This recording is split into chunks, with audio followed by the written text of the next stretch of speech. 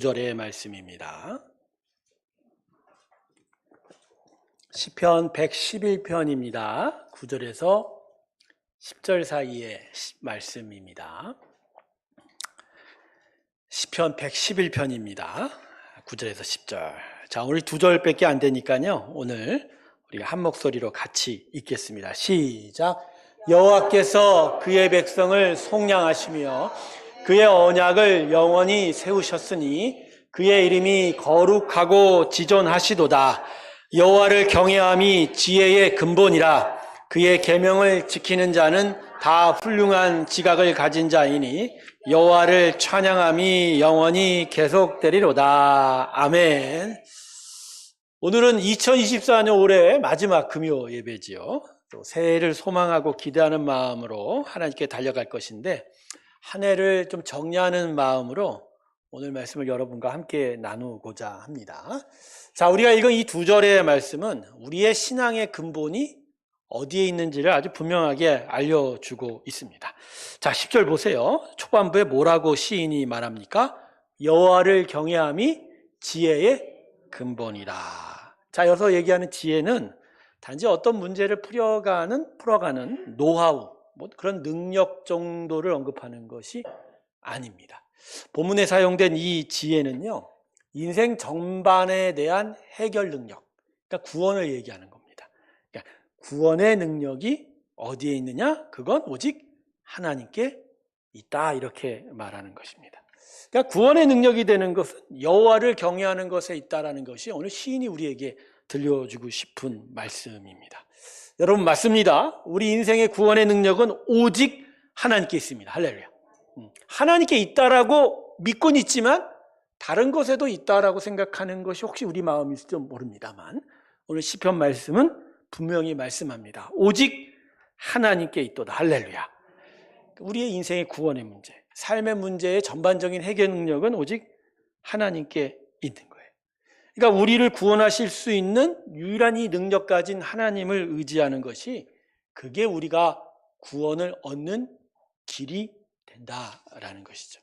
그래서 여러분, 예수 믿는 사람은 삶의 중심축이 변하여 가는 거예요. 예수 믿는 거의 특징이 예배실에 나오고 교회에 출석하고 또 살아가면서 선행을 하는 정도에 그치는 것이 아닙니다. 여러분, 이런 건 동호회 모임에 가도 할 수 있어요. 공공이익단체, 봉사단체에 가도 이런 일이 나타납니다. 여러분, 예수 믿는 건 그런 차원이 아닙니다. 무엇을 소중하게 여기고 또 무엇을 위해 살아야 되고 또 무엇을 이루어야 되는가, 그 중요한 가치가 무엇인가를 구별하면서 살아가는, 그러니까 근본적인 가치관과 세계관이 변하여 가는 게 구원인 거예요. 바로 그러한 구원이기 때문에 바로 모든 지혜의 근원, 즉 우리 삶의 인생 전체의 구원의 능력되는 건 여호와이시다라고 믿고 사는 거죠. 그래서 로마서 12장 2절을 보면 이렇게 말씀합니다. 너희는 이 세대를 본받지 말고 마음을 새롭게 하여 변화를 받아 하나님의 선하시고 기뻐하시고 온전하신 뜻이 무엇인지 분별하도록 하라. 할렐루야. 이건 그냥 주님의 뜻이 무엇인지를 알라는 얘기가 아니라 내가 구원을 받았다면 그 구원의 삶은 나의 근본적인 세계관과 가치관이 달라지는 것으로 나타난다, 이렇게 이야기하고 있는 거예요.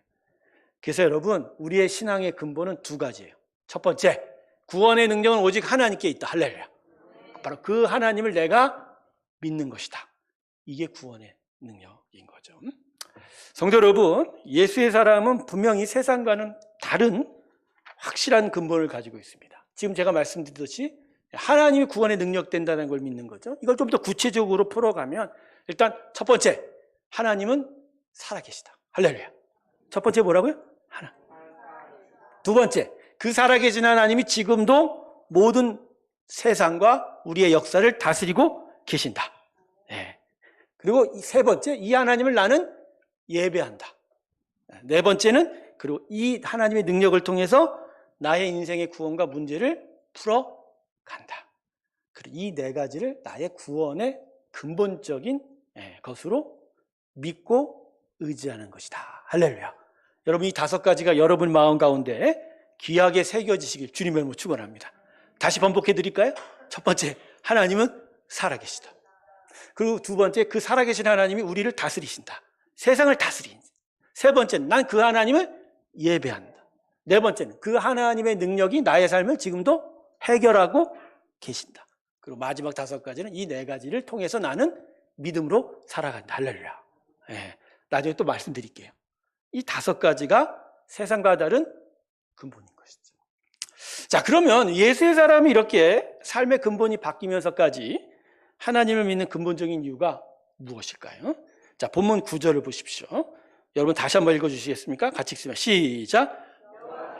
그의 백성을 속량하시며 그의 언약을 영원히 세우셨으니 그의 이름이 거룩하고 지존하시도다. 아멘. 자, 지금 시인은 하나님을 찬양하듯 시를 노래하고 있지만 여기엔 두 가지 것을 우리에게 알려주시는 거예요. 즉 하나님의 성품이 뭐죠? 그의 백성을 속량하십니다. 뭐로부터 속량하죠? 속량은 대가를 주고 풀어주신다는 의미예요. 그죠? 죄인을 내가 무슨 돈을 주고 대가를 줘서 풀어준다. 옥에서 풀어나다. 그런 뜻으로 쓰이는 게 속량인데 바로 사망 권세, 죄의 권세에 묶이고 갇혀있는 당신의 자녀들, 백성을 속량하신다. 할렐루야. 그러니까 하나님의 진심은 뭐에 있어요? 구원에 있는 거예요. 구원에 있는 거예요. 두 번째, 그 구원을 통해서 하나님이 어떻게 하신다고요? 그의 언약을 영원히 구원하시고 뿐만 아니라 그 구원받은 자에게 내가 이젠 너희를 책임지리라. 사실 이 두 가지가요, 출애굽한 이스라엘 백성에게 모세를 통해서 주신 하나님의 마음이거든요. 오랜 시절 애굽 땅에서 440년 동안 죄의 종노릇하고 권세의 종노릇하던 이스라엘 백성을 구원하셨죠. 즉 이렇게 얘기하시는 거예요. 나는 이제 너희를 구원한 백성 하나님이다. 너희를 향한 구원은 나의 진심이다. 그리고 이 진심 안에서 나는 너와 영원한 언약을 맺으라. 어떤 언약? 나는 너의 하나님이 되고 너희를 책임지리라. 할렐루야. 대신 이스라엘 하나님을 진짜 자신의 왕으로 섬겨가는 거죠. 바로 이 출애굽 때 주셨던 이 하나님의 진심이 바로 우리를 향한 하나님의 마음입니다. 할렐루야. 하나님은 지금도 우리를 구원하시고자 하시고 우리를 영원히 책임지시고자 해요. 하나님 우리를 책임지시고자 합니다. 할렐루야. 여러분 이게 우리에게 얼마나 큰 위로가 되는 줄로 모릅니다. 여러분 이 세상에서 그 어떤 사람이 우리를 책임지고 싶습니까? 마누라도 남편도 우리 책임지지 못합니다. 그 뻥 믿지 마십시오. 내가 당신을 책임질게. 절대로 이루어질 수 없는 일들을 이야기하는 겁니다. 사람의 말에 속지 않으시길 주님의 이름으로 축원합니다. 사랑하겠다 정도는 뭐 정성으로 받아들여도 돼요. 사실 그 사랑도 영원하지는 않지 말입니다. 중요한 건 하나님은 지금 우리를 책임지고 싶어 하시는 거예요. 책임지고. 여기 어떤 사람도 예외가 없어요. 모든 자들, 작거나 연약거나 때로는 하나님 앞에 죄가 많고 실수가 많아도 당신의 자녀 삼은 자들에 대한 하나님의 진심은 뭐죠? 난 너희를 책임지겠다. 바로 이 책임지심이 극명하게 드러난 게 아들 예수를 십자가에 보내 죽음까지 이르게 한 사건이고, 이걸 통해서 결국 하나님 우리에게 오늘 얘기하신 건 뭐죠? 믿으라는 거예요. 믿으라는 거예요. 자, 그래서 오늘 본문이 두 가지를 얘기하는 거예요. 삶의 근본은 바로 하나님께 구원을 두는 거고, 그리고 그 하나님을 내가 믿는 겁니다. 그러니까 나의 삶의 근본적인 방식이 뭐라고요? 이건 믿음의 사람들에게만 허용되는 게 아니라 모든 사람들에게 하나님이 제시하신 삶의 근본 방식은 두 가지라는 거예요. 하나님에게만 구원의 능력이 있다. 두 번째, 그 하나님을 믿어도 된다. 할렐루야. 이게 삶의 근본 방식이라는 거예요. 자, 오늘 이 본문의 두 절을 통해서 시인이 노래하고자 했던, 시인이 말씀하고자 했던 바를 우리는 살펴보았습니다. 즉 예수 믿는 우리뿐만 아니라 모든 사람에게 하나님께서 주신 근본 방식은 뭐라고요? 첫 번째, 하나님께로 마음을 돌아, 구원을 돌아. 두 번째, 그 하나님을 믿으라라고 합니다. 사랑하는 우리 새롭게 성도 여러분, 새해를 맞이하면서 한 해를 정리하는 이 시간에 우리 자신의 삶의 근본은 어떠한지를 다시 살펴보기를 소망합니다. 자, 여러분은 문제가 생기거나 어려움에 직면하거나 또 뭐 어떤 일을 정리하려 할 때 어디에 집중하십니까? 거기에 삶의 근본에 지식이 있을 거예요.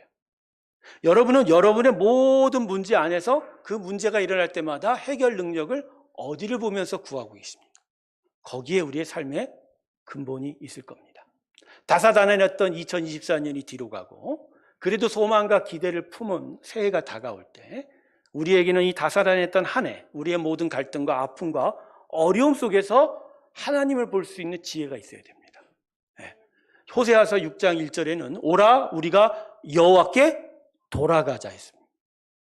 여러분, 하나님의 백성은 돌아갈 원점이 있는 거예요. 사실 모든 사람에게 돌아갈 원점은 하나님입니다. 만들어진 아담의 타락 이후로 세상은 모든 사람은 하나님을 잃어버려서 돌아갈 것을 알지 못하는 게 문제인 거죠.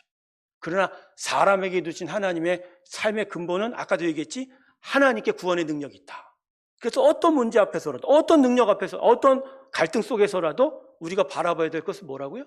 하나님. 하나님께 돌아가야 돼요. 그래서 한 해를 정리하는 이 시간에 우리에게 무엇보다 요청되는 건 뭐라고요? 하나님께 다시 돌아가는. 저는요, 연어라는 동물을 대단히 의미 깊게 생각합니다. 왜냐하면 바다를 향하여 헤엄쳐 나갔다가 다시 돌아오는 그 회귀의 모습이 바로 우리의 신앙의 원형과도 같기 때문입니다.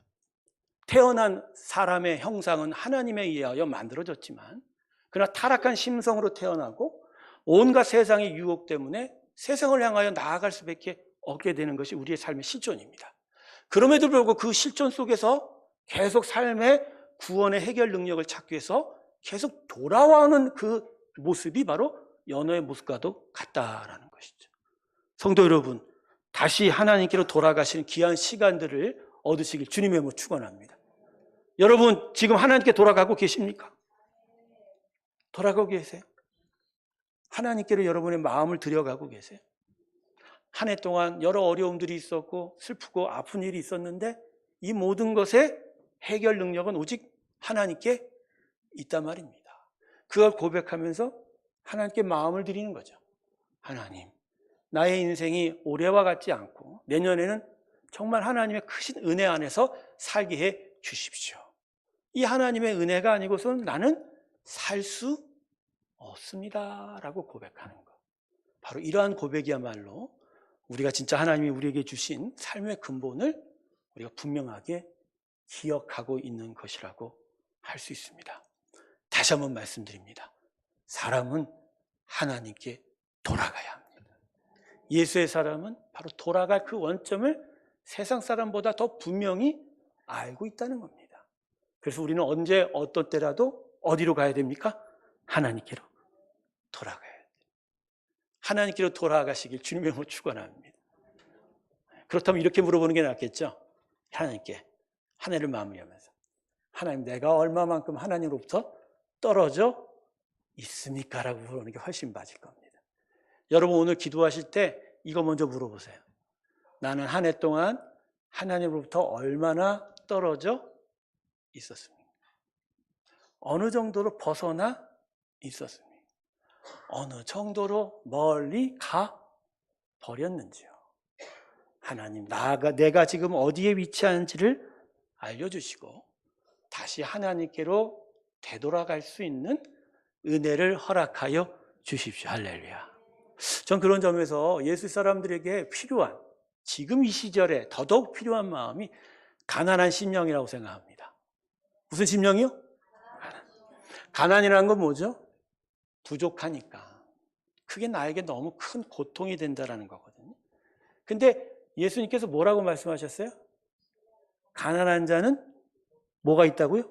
복이 있다고 그랬어요. 근데 왜 복이 있다고 그러죠?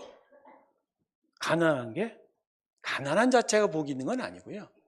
가난하니까, 그걸 깨달으니까 내가 무엇을 채워야 할지를 알게 된다는 것이죠. 여러분, 한 해를 마지막하는 이 시절에 필요한 마음이 이거지 않나요? 도대체 내가 무엇이 부족한지 말입니다. 그래서 내 안에 있어야 될 게 무엇인지를 깨닫는 지혜. 그게 오늘 시인이 말하고자 하는 지혜일 겁니다. 여호와를 경외하는 것이 지혜의 근본이니라. 그러기에 여러분, 하나님께 돌아가는 시간이 되셔야 합니다. 돌아가세요. 하나님 앞으로 더 나아가세요. 예. 그러면 여러분, 하나님을 이렇게 돌아간다는 게 무엇을 말합니까? 어떤 사람은 그럴 거예요. 아, 새해는 예배 좀 빠지지 말고 나와야지. 아, 나 기도하는 습관을 들여야겠지. 새벽 예배 좀 잘 나와야지. 아, 성경책 좀 많이 읽어야지.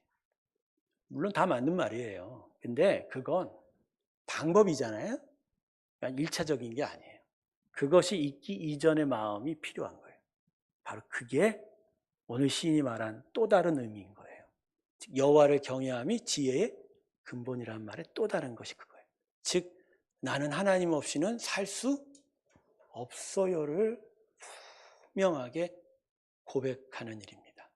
여러분, 이 고백이 없으면요, 이러한 예배, 이러한 기도, 이러한 성경을 읽는 것들이 아무 소용이 없어요. 왜냐하면 세상에는 그러한 시간들을 뺏어갈 수 있는 화려하고 재밌고 심지어 나를 미치게 만드는 것들이 너무너무 많아요.